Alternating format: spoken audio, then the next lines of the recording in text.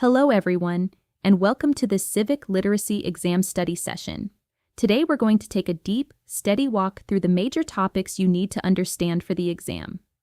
We're going to move at a natural teaching pace, the way an instructor would guide you through a workshop.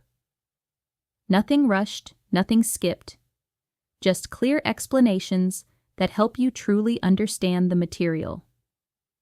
We're going to begin with the earliest part of U.S. history, the colonial period, and build forward from there. By the time we finish, you'll have a detailed study guide that covers everything from the founding of the country to the landmark Supreme Court cases that appear heavily on the exam. Section 1, the colonial period and the 13 original colonies. To understand the United States, we start in the 1600s, when groups of people from Great Britain crossed the Atlantic Ocean and established the 13 original colonies. These colonies stretched along the eastern seaboard, the coastline, because water made travel and trade easier. Boats were the main way people moved goods and people, so settling along the coast made perfect sense. These 13 colonies formed the foundation of what would eventually become the United States. You may see a question on the exam asking which states were or were not part of the original 13. So let's take a moment to anchor them in your mind. Virginia, New Hampshire, Massachusetts, Georgia, Maryland, Connecticut, Rhode Island, Delaware, North Carolina, South Carolina, New Jersey, Pennsylvania, and New York. A few helpful memory tricks. 3 colonies start with New Hampshire, New Jersey, New York. Only one colony had a V, Virginia. Florida was not one of the original colonies. The colonies stretched from New Hampshire in the north down to Georgia in the south. Many of the colonies you've heard about in history classes, Massachusetts, Rhode Island, Connecticut, Pennsylvania, Virginia, were part of this original group. These colonies were not yet a unified country. They were separate settlements, each with its own local government, but all under the authority of Great Britain. Section 2. Why colonists came to America. Now let's talk about why people came to the colonies in the first place.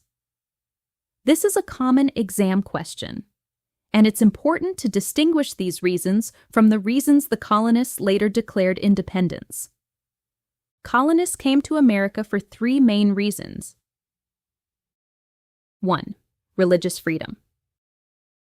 In Europe during the 1600s, many countries had official state religions.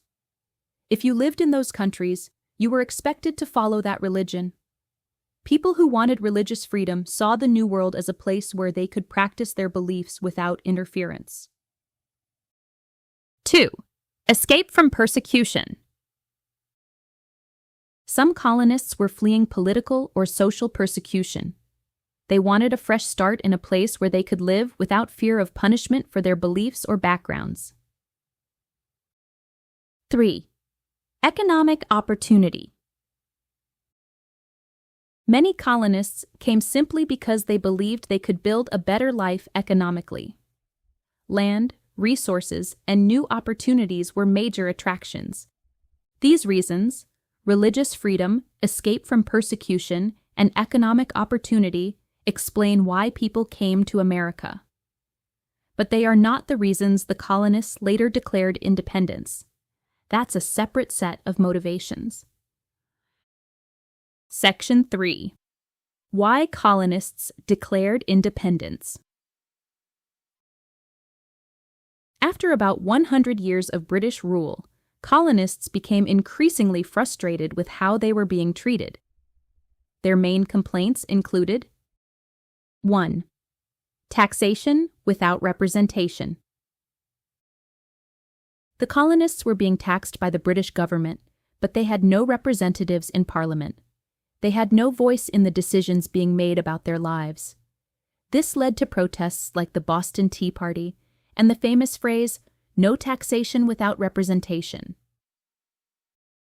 2. Quartering of soldiers. British soldiers were often housed in colonists' homes. There were no hotels or barracks for them, so colonists were forced to provide lodging. Imagine having soldiers show up at your door and being required to let them stay. That was the reality for many colonists. This idea of quartering becomes important later when we talk about the Third Amendment, which prohibits quartering in private homes. 3. Lack of self-government. The colonists were an ocean away from Great Britain, yet they were still bound by British laws. They wanted to create their own government, one that represented them and reflected their needs. These frustrations built over time and eventually led the colonists to declare independence. Section 4. Common sense and the push for independence. Before the colonies officially declared independence, there was a major push to convince people that breaking away from Great Britain was the right choice. One of the most influential pieces of writing during this time was Common Sense, a series of pamphlets written by Thomas Paine. Common Sense argued that it was time for the colonies to declare independence. It was written in plain, accessible language so that everyday colonists could understand the arguments. These pamphlets were widely read and helped shift public opinion toward independence. If you see a question asking who wrote Common Sense or what its purpose was, remember, Thomas Paine wrote Common Sense. Its purpose was to encourage independence from Great Britain. Section 5. The Declaration of Independence. On July 4, 1776, the Second Continental Congress adopted the Declaration of Independence, primarily written by Thomas Jefferson. Some famous ideas from the document include: all men are created equal. People have unalienable rights. These rights include life, liberty, and the pursuit of happiness. These ideas were revolutionary at the time. Although all men in 1776 referred mainly to white males, the principles laid the foundation for future expansion of rights. The Declaration was signed by 55 men. One of the most famous signatures is John Hancock, whose name became synonymous with signature because of how large and recognizable it was. The Declaration announced that the colonies were breaking away from Great Britain and forming a new nation. Section 6. Articles of Confederation. After independence, the new nation needed a government. The first attempt was the Articles of Confederation, which created a very weak federal government and left most power to the states. The Articles were designed this way because the colonists were afraid of creating a government that resembled the British monarchy. They wanted to avoid giving too much power to any central authority. However, this system didn't work well. It was difficult to build a unified nation when the federal government had almost no power. After about 10 years, it became clear that a new system was needed. Section 7. The U.S. Constitution. In 1787, leaders drafted a new document, the U.S. Constitution, which became the supreme law of the land when ratified in 1789. The Constitution established a representative democracy, created a federalist system, balance between state and national power, began with the famous words, "We the people," emphasizing self-government. You may see a question asking which phrase establishes self-government. The answer is always, "We the people." The Constitution replaced the Articles of Confederation entirely. It wasn't just a revision. It was a brand new document designed to create a stronger, more effective national government. Section 8. Federalism. Federalism is the balance of power between the federal government and the states. Under the Articles of Confederation, the states had too much power. Under the British monarchy, the central government had too much power. The Constitution created a balance between the two. Federalism is a major concept on the civic literacy exam. You may see questions asking what federalism means or which powers belong to the states versus the federal government. Section 9, Rule of Law. Another important concept is the rule of law, which means no one is above the law. Everyone must follow the law, regardless of position or power. This idea appears throughout American government and Supreme Court cases. It's a foundational principle of the Constitution. Section 10. Federalist Papers and Anti-Federalists. To encourage ratification of the Constitution, Alexander Hamilton, James Madison, and John Jay wrote 85 essays known as the Federalist Papers. These essays explained why a stronger federal government was necessary. They were written under the pen name Publius and published in New York newspapers to persuade people to support the Constitution. Those who opposed the Constitution were called anti-federalists because they preferred stronger state governments. Ultimately, the Federalists prevailed, and the Constitution was ratified. End of Part 1. Part 2. Amendments, Bill of Rights, Structure of Government, Federalism, and Transition into Supreme Court Cases. Section 1. Transition into the Constitution's Structure. Now that we've covered the colonial period, the push for independence, the Declaration of Independence, the Articles of Confederation, and the creation of the Constitution, we're ready to move into the next major area of the civic literacy exam: how the Constitution is structured and how it protects the rights of people living in the United States.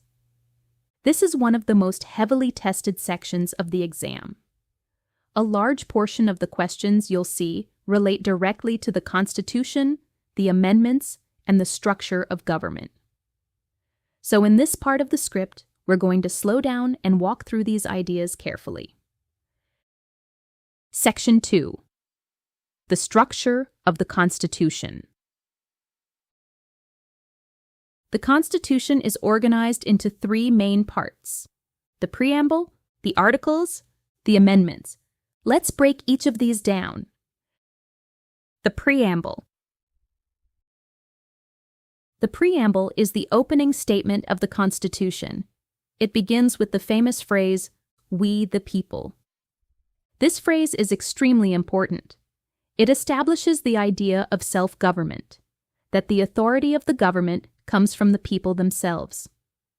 If you see a question asking which words in the Constitution establish the concept of self-government, the answer is always, "We the people." The preamble sets the tone for the entire document. It explains that the purpose of the Constitution is to create a government that serves the people, protects their rights, and provides stability. The 7 Articles. After the preamble, the Constitution contains 7 articles. You won't be tested on every article, but you should know the first 3 because they establish the 3 branches of government. Article 1, Legislative Branch. Article 2, Executive Branch. Article 3, Judicial Branch. These articles define what each branch does, how it functions, and how power is divided among them. The Constitution was designed to prevent any one branch from becoming too powerful. This is why the branches have separate responsibilities and why they can check and balance each other. Section 3, the Amendments. After the Constitution was written and ratified, people realized that although it created a strong structure for government, it didn't do enough to protect individual rights. So, just a couple of years later, the first 10 amendments were added. These first 10 amendments are known as the Bill of Rights. The Bill of Rights.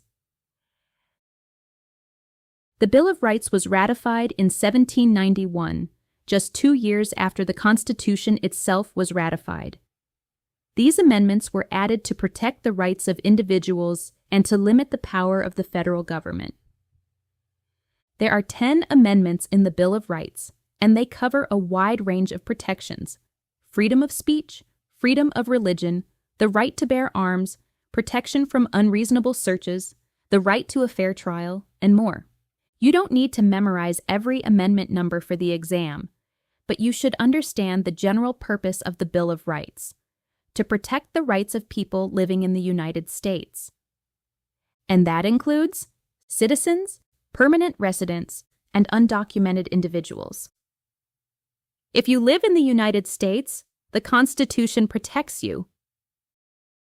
Total number of amendments. There are 27 total amendments to the Constitution. The first 10 are the Bill of Rights, and the remaining 17 were added over time. The process for adding an amendment is intentionally difficult. The founders wanted to make sure that changes to the Constitution were thoughtful and widely supported. Section 4. How amendments are passed. This is a very common exam question, so let's go through it carefully. To amend the Constitution. Step 1. Proposal. An amendment must be proposed by a 2/3 vote in both the House of Representatives and the Senate, or a special convention requested by the states. So far, every amendment that has been added to the Constitution has come from the first method, a 2/3 vote in Congress. Step 2. Ratification. After an amendment is proposed, it must be ratified by 3/4 of the states. This means that even if Congress approves an amendment, it doesn't become part of the Constitution until enough states agree. This two-step process, proposal and ratification, ensures that amendments are not made lightly. It protects the stability of the Constitution while still allowing for change when necessary. Section 5. Federalism, Revisited and Expanded. We talked about federalism earlier, but now that we've covered the structure of the Constitution, let's revisit it with a little more depth. Federalism is the idea that power is divided between the federal government and the state governments.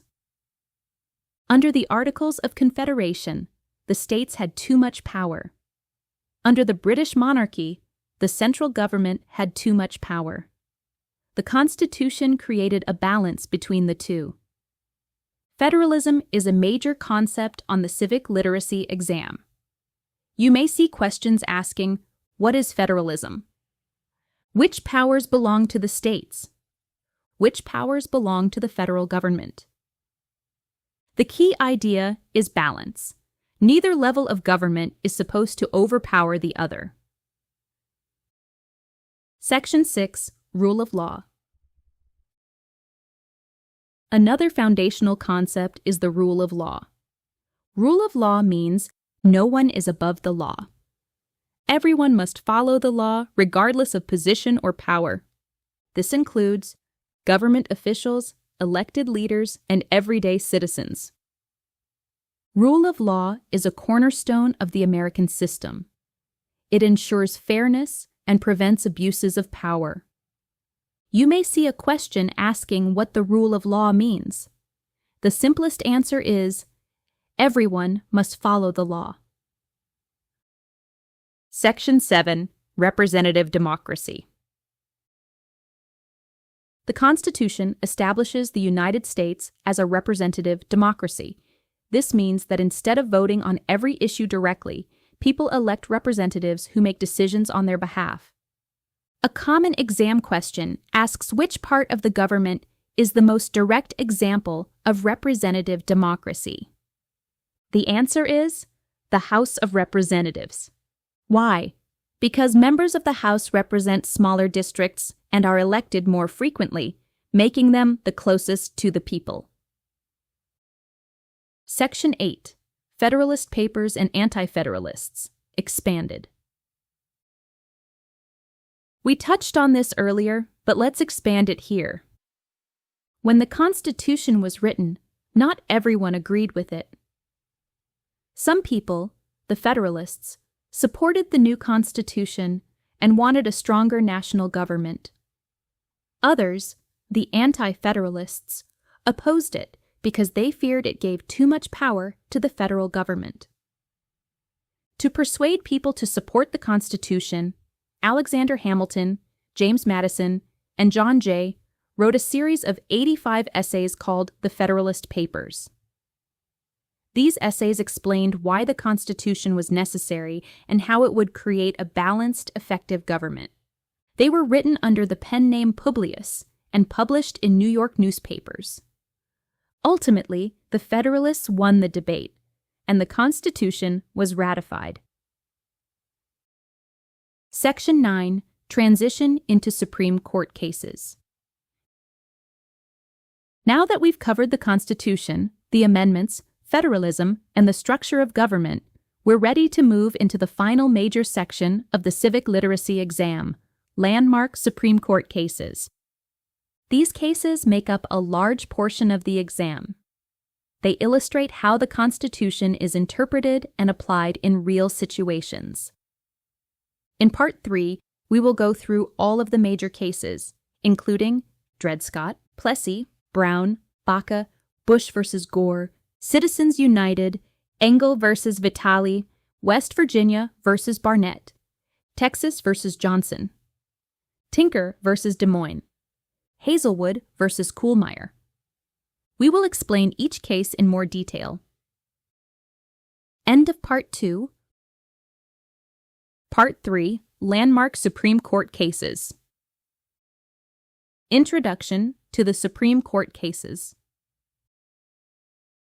Now we're ready to move into the final major section of the civic literacy exam, the landmark Supreme Court cases. These cases make up a significant portion of the exam, and understanding them will give you a major advantage. We'll go slowly, explain the background, the issue, the ruling, and the key concept each case represents. We'll also use memory tricks like the V for prayer cases and the T for symbolic speech, because those are extremely helpful. Let's begin with the earliest case and work our way forward. Section 1. Dred Scott v. Sanford, pre-14th Amendment. We begin in the 1800s, just before the Civil War. Dred Scott was an enslaved man living in a slave state. His owner moved him to what is now Minnesota, a free state under the Missouri Compromise of 1820, which designated where slavery was and wasn't allowed. When Scott's owner died, Scott argued, "I'm in a free state. My owner is dead. I should be a free man." But the owner's widow planned to move back to a slave state and insisted Scott was still enslaved. Scott took the case to court. He lost. He appealed. He lost again. Eventually, the case reached the Supreme Court. The Supreme Court refused to rule in Scott's favor for one major reason. They said Dred Scott was not a citizen. He was considered property, not a person with legal standing. Because of that, the court said it could not rule on his case at all. This ruling also effectively nullified the Missouri Compromise, because the court said Congress did not have the power to ban slavery in the territories. This case is often remembered as a dreadful ruling, a helpful memory trick from the transcript. Section 2. Plessy v. Ferguson, 14th Amendment, Equal Protection. Now we move to the late 1800s. Homer Plessy was 1/8 African American. In Louisiana, the Separate Railcar Act required white passengers to sit in one railcar and non-white passengers in another. Plessy bought a first-class ticket and sat in the white railcar. He was told to move. He refused. He was arrested. He argued that this violated the 14th Amendment's Equal Protection Clause. The Supreme Court disagreed. The court ruled that separate but equal was constitutional. This decision upheld racial segregation and allowed it to continue for decades. Section 3. Brown versus Board of Education overturns Plessy. Fast forward to the 1950s. Linda Brown, a young black student in Topeka, Kansas, had to walk past a white school, across railroad tracks, through a dangerous area, to reach her assigned separate but equal school. Her family sued, arguing that segregation in public schools violated the 14th Amendment's Equal Protection Clause. The Supreme Court agreed. Brown v. Board overturned Plessy v. Ferguson. It ruled that separate but equal is unconstitutional. This case began the desegregation of public schools. Section 4. Regents of the University of California versus Baca, affirmative action. Now we move to the 1970s. Alan Baca, a white male applicant, applied to medical school. He argued that he had equal or better qualifications than minority applicants who were admitted ahead of him. The university admitted that it used racial quotas to diversify the class. The Supreme Court ruled. Strict racial quotas are unconstitutional, but race may be considered as one factor among many in admissions decisions. This case is still widely referenced in higher education. Section 5. Bush versus Gore, election case.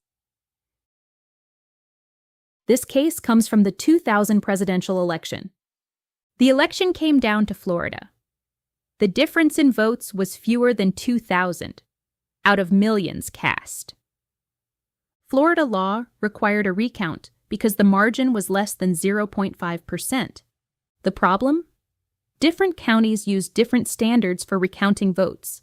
Some used machines, some counted by hand. Some interpreted ballots differently. The Supreme Court ruled, using different standards to count votes violates the 14th Amendment's Equal Protection Clause. This case is not always the correct answer on the exam, but it often appears as an option, so knowing it helps you eliminate wrong choices. Section 6. First Amendment cases. The First Amendment cases make up the largest group, 6 cases in total. We'll break them into categories, just like the transcript did. Category A. Campaign finance and political speech. Citizens United versus Federal Election Commission. This case is from 2010.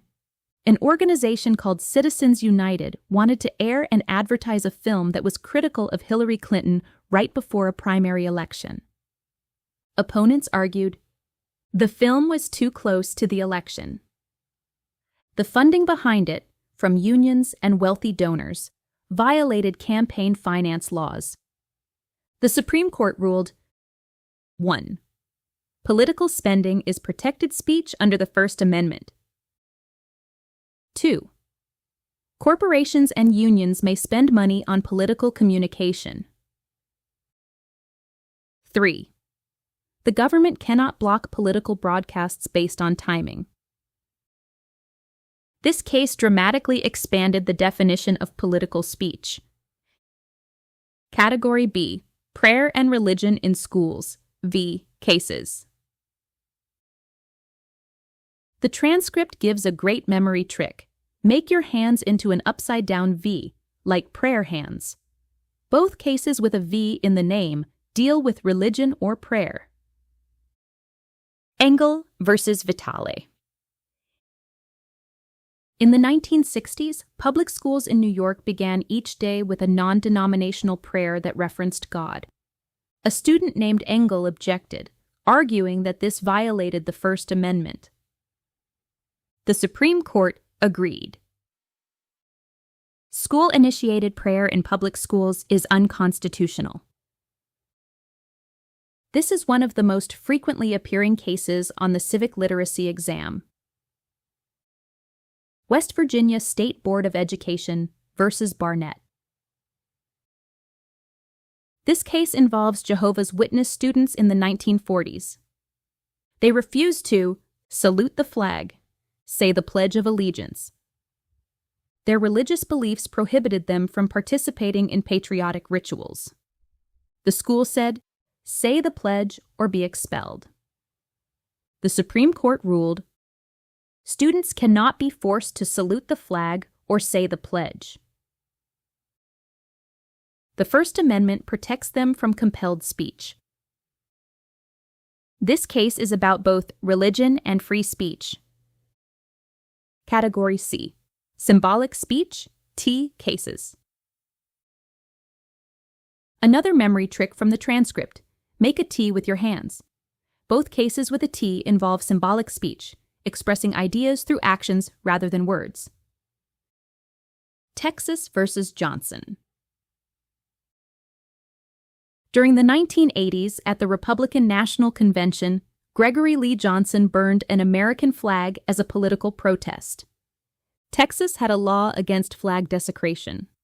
Johnson was arrested. The Supreme Court ruled, flag burning is protected symbolic speech under the First Amendment. No one was harmed, and the act was political expression, so it was protected. Tinker versus Des Moines. During the Vietnam War, students in Des Moines wore black armbands to protest the war. The school banned the armbands and suspended students who wore them. The Supreme Court ruled, students do not shed their constitutional rights at the schoolhouse gate. The armbands were protected symbolic speech. This is one of the most important student rights cases. Category D. School speech limits.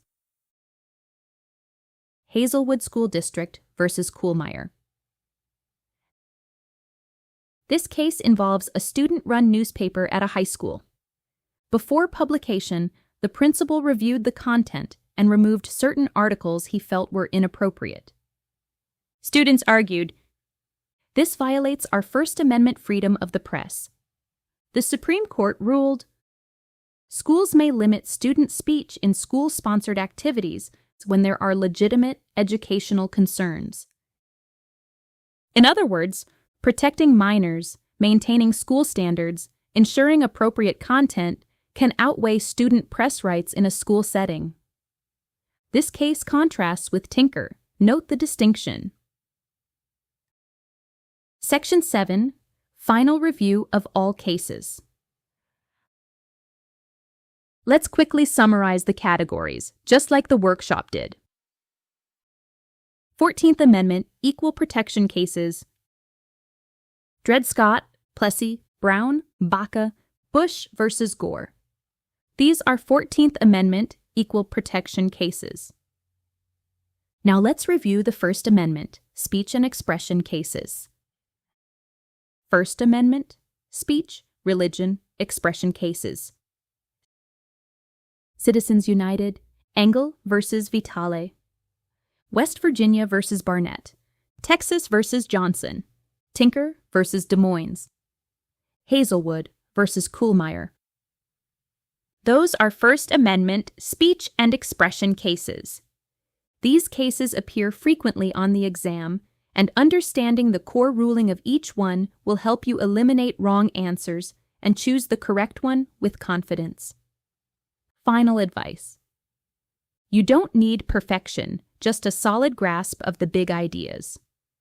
Focus on amendments, court cases, branches, and constitutional principles. You've now completed the ultimate 30-minute FCLE study session.